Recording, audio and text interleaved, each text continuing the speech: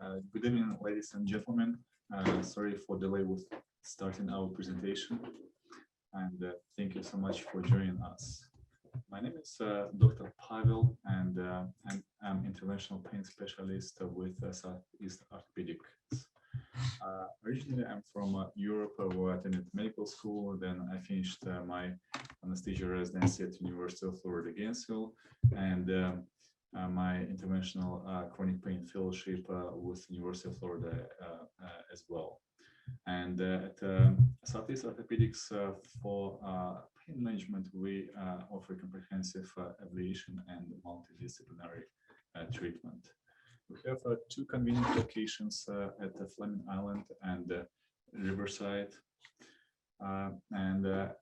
Every patient is individual for us. We always start with comprehensive evaluation with pain history, with comprehensive physical examination, with global health assessment, with assessment of psychological state, and we always correlate our history and findings with diagnostic modalities such as X-rays, CTs, MRIs, and nerve conduction studies. Depending on the individual patient. And depending on our findings, we start our management of pain in comprehensive manner. It always starts with less invasive and it goes to more invasive. We start with physical therapy, exercise program, chiropractic manipulations, or activity modifications, weight loss, healthy lifestyle, support system, and if we feel that patient needs more urgent or emergent referrals, or it's better for patient to see another specialist, we have multiple specialties in our group, and it can easily be done. If not invasive management does not work, or to supplement it, we have a wide variety of medications that we can use of different groups depending on patient symptoms, presentation, quality of life, and function. If in non-interventional modalities together with medications do not work only, then we consider the patient as a candidate for interventions, because if physical therapy works together with medications, there are no new reasons to do injections. And if non-interventional modalities with medications and interventions do not work, then we consider the patient as candidate for surgery. But we do our best to help with pain, with exposing the patient to as less risks as possible, and to make it as comfortable for patient as possible. So if patient is candidate for injections, there is a wide variety of interventions we can provide, starting with injections that can be done under fluoroscopy, or they can be done under ultrasound based on landmarks, radiofrequency ablations, minimally invasive procedures such as Vertiflex, MILD procedures, and neuromodulations such as spinal cord stimulators and peripheral nerve stimulators, newer technologies on the market. If patient presents with joint pain, we can consider after trying physical therapy and medications, joint injections, ablations, and if they do not work, send the patient to a joint specialist, and we have joint specialists for every type of a joint in our group.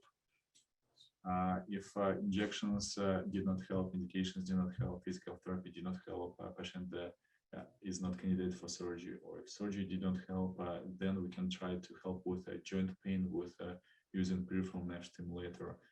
These are newer devices on market, like on this picture, very thin, that we place to nerve that gives pain coming from specific joint, and we block this pain coming from to brain. And these devices are placed for 60 days, and they can provide sustainable pain relief for up to 2 years. And if pain relief weans off, we can implant a similar device for a longer period of time.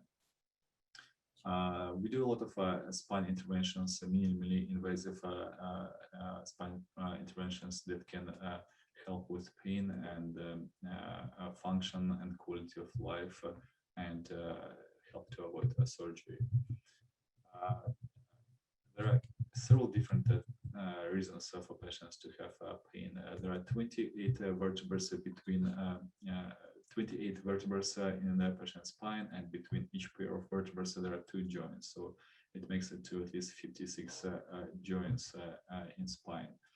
And if pain comes from joints between vertebrae, it could be a neck pain, and this neck pain can cause headaches, just a neck pain, or neck pain that causing shoulder pain. And the same small joints in the low back can cause just low back pain, buttock pain, or pain in the back of thighs. If another source of pain is pain coming from pinched nerves, and depending on which nerve is pinched, a patient can have specific symptoms of so-called radicular pain. These pictures delineate joints between the vertebrae, and so these are small joints between the vertebrae that can cause pain. These are the similar joints to knee, hip joint, but small joints between the vertebrae. And this picture delineates nerves coming out of spine, and the impingement of these nerves with herniated discs of bone spurs can cause radicular symptoms. And so depending on which type of pain patient has, we have several different injections to help. With pain coming from joints, so we numb these joints with test injections. If test injections help, we provide ablations, longer lasting procedure that can provide pain relief for at least 6 to 12 months. And again, this pain for joints between vertebrae can cause neck pain with headaches, neck pain with shoulder pain, back pain with buttock or back of thigh pain. And if pain is coming from pinched nerves between vertebrae, there are different injections that we pursue. And depending on which nerve at which level is pinched, we provide injections from different directions. It could be injection specific to each nerve root, could be injection for both sides at the same time, or if patient has surgery from tailbone approach. And these images basically reveal how we do these procedures for both sides: radicular pain, pain coming from specific nerves, or pain if a patient has surgery and we try to provide deliver medication up in the spine. One of the other most common reasons for patients' pain, especially elderly patients population with osteoporosis, are compression fractures. So at least 25% of women experience compression fractures. It's a settlement of a vertebral body, like in this picture. That's how we see it on our images on X-ray. This is normal vertebra, and this vertebra is compressed. And this vertebra is compressed on this MRI picture, and this vertebra compressed on this MRI image. If treatment of compression fracture is not taken in timely manner, compression fracture can progress. So this patient with compression fracture very slight, and the treatment wasn't taken within 6 weeks, and compression fracture progressed. What we can do for compression fractures, we can inject cement inside of broken vertebra, and this cement makes the vertebra stronger and helps with pain coming out of this vertebral body. So these are 2 goals: make it stronger, prevent further compression, and help with pain. And we do it with a less risk approach. We use just 1 needle versus historically 2 needles were used to help with this pain. And these images basically show technical details how we do this procedure. Next treatment modality for pain, if patient had pain that wasn't revealed with physical therapy, with medications, with injections, even for patients that had surgery and they still have pain, there are new technologies called neuromodulation. One of them is spinal cord stimulator therapy, when we insert the very thin lead close to spinal cord and connected to a small computer. And this computer provides fine electric stimulation to this lead, and it blocks pain coming from back and from legs or from arms to head. And so patient is still able to move and feel everything, but without pain. And we do test first, and if test works, then we do permanent implant. That's how these leads look like, and this how these computers look like. If a patient has pain coming from specific area of body, such as knee pain, ankle pain, we can provide a specific targeted neuromodulation called dorsal ganglion stimulation when we place even thinner leads to specific nerve roots. Another common reason for patients, elderly patients, to have back pain is spinal stenosis, is compression of spinal cord inside of spine. At least a couple millions of Americans affected with this disorder. Common symptoms of this spinal stenosis: pain, numbness, tingling, weakness with activity, and more importantly, pain relief with flexion, sitting, leaning forward, bending forward. And there are several types of spinal stenosis, and every patient is individual. And historically, what we were doing for these types of patients, it was conservative therapy, injections. And if injections did not work, patients were getting surgery. These days, we have several new technologies that we can use to provide patients pain relief without having surgery. One of these technologies called minimally invasive lumbar decompression, when we take excess ligament out with a very small incision without surgery. It's the same day procedure. Patient goes back home. So in this image, there is no any space in spine, and this image is after procedure that we opened with this mild procedure. No new incisions were done on this patient. And second procedure to help with spinal stenosis is Vertiflex procedure, in which we insert a spacer between spinal processes, between vertebrae, and we open spaces, and it helps with all three types of spinal stenosis. At least 75% patients experience improvement in baseline pain scores. They use less pain medications, and then at least 90% of patients are happy with results after these procedures. And again, we use multidisciplinary approach. We have multiple specialists in our group. We closely communicate with each other. Patients' safety is our priority number one. Patients' comfort and benefit is our priority number. If you have any questions, I will be happy to answer them right now. And you're welcome to send the email to us, and I'll be happy to answer them later. I was diagnosed with arthritis in my left shoulder and have been doing physical therapy, but it is not helping and the pain is escalating. I also have headaches. Could something be pressing on a nerve causing escalation of the pain in my shoulder and headaches? Absolutely. There are several different sources that can cause shoulder pain. Pain could be coming from the glenohumeral joint. It could be coming from a acromioclavicular joint. And also shoulder pain could be caused by inflammation in small joints between lower neck vertebrae, called facetogenic pain. And also shoulder pain could be caused by entrapment of suprascapular nerve.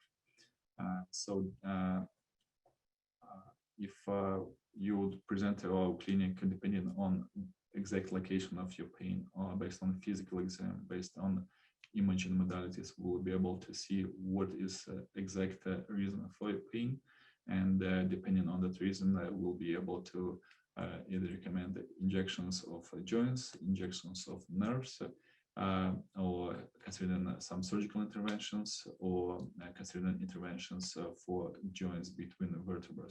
So there are a wide variety of reasons of pain and a wide variety of ways to help with your pain. So we'll be happy to see you in the clinic. What exercises do you recommend to mediate the pain? Again, depending on a specific reason for pain, there could be different exercises or chiropractic manipulations. and we have to carefully evaluate the source of pain and recommend specific exercises depending on source of pain. What is the recovery like after a kyphoplasty procedure? Recovery, so the same day we recommend to stay at home because patients get mild sedation. Most patients do not get even general anesthesia, but some sedation. And so we recommend to take it easy first day, then no any significant bending, twisting in the next couple of weeks, and then normal activities after that. And we also, as part of comprehensive evaluation, we recommend the management of osteoporosis if it was one of the reasons of compression fracture. And sometimes compression fractures are associated with pain coming from joints between vertebrae behind the vertebral bodies, and it can be addressed after kyphoplasty. Do you perform orthobiologics procedures, specifically stem cell treatments? We do provide the stem cell treatments, and it could be outer stem cells, allogenic stem cells. It could be PRP injections, again, depending on source of pain, duration of pain, and several different factors. Are most of the procedures you perform covered by insurance? Most of them, yes. If a procedure could be covered by insurance, we would definitely try to authorize it from insurance first. Do you perform your procedures in clinic, or will I need to go to a hospital? Most of procedures are done in clinic. Some of them done at surgical center only, and rare exclusions they're done in the hospital. It depends on patients' indications and contraindications. What is the age range of patients that you will see? Will you see pediatric cases? Yes, I will see pediatric cases as well. It's absolute pleasure, and basically any patients 5 to 7 years old and older. How many kyphoplasties have you performed? Quite a few with different techniques. Why do women experience this postmenopausal? Because of hormonal changes and less estrogens in blood, and it washes out calcium from bones, and the bones become softer, so-called osteoporotic. And that's why we recommend to follow national guidelines on osteoporosis, timely diagnosis with regular DEXA scan based on guidelines. And if DEXA scans, it's a scan that allows to see how soft are bones, use of prophylactic either exercises or calcium supplements or medications to help with osteoporosis. Which procedure would you recommend for an 80-year-old that has bone-on-bone hip pain? Depending on exact source of pain, because hip-on-hip arthritis does not necessarily mean that the pain is coming specifically from this joint, but it could be a couple different types of injections, from intra-articular injections to blocking nerves that the patient feels hip joint with. If injections work but do not last, it could be ablation.